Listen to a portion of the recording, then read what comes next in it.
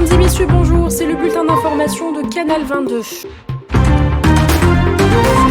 Deux affaires de corruption dans le sport sont devant la justice. Le procès est attendu en septembre prochain, selon un communiqué du procureur de la République. La première affaire de corruption est dans le sport, concerne le MCA, une affaire qui implique l'ex-directeur général de la SPA et le commissaire aux comptes au sein de la même société, mais aussi un cadre supérieur à Sonatrach et un ancien président de conseil d'administration de la société de MCA. L'autre affaire concerne, quant à elle, la plainte du ministère de la Jeunesse et des Sports à l'encontre du président de la Fédération algérienne de handball pour faux en écriture publique, dilapidation des deniers publics et abus de fonction.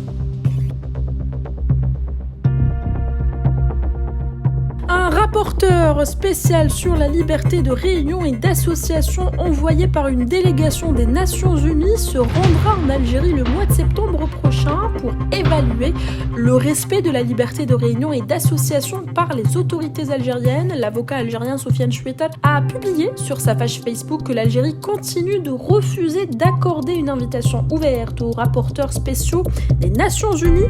L'invitation ouverte donne le droit à ces rapporteurs de venir à tout moment dans le pays sans passer par la case visa. Le Parti des travailleurs a exprimé sa solidarité avec les journalistes et travailleurs du quotidien Al-Watan et interpelle les pouvoirs publics à intervenir pour la sauvegarde de ce média, considéré comme l'un des pionniers de la presse indépendante en Algérie. Selon le syndicat, les complications que subit le média n'est qu'un moyen de pression sur la presse indépendante pour la transformer en un outil de propagande.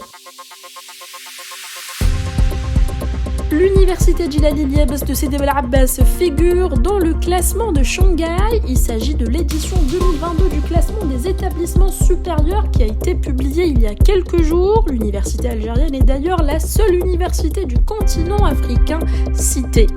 C'était l'essentiel de l'actualité de ce vendredi. Merci de nous avoir suivis. Excellente journée à tous.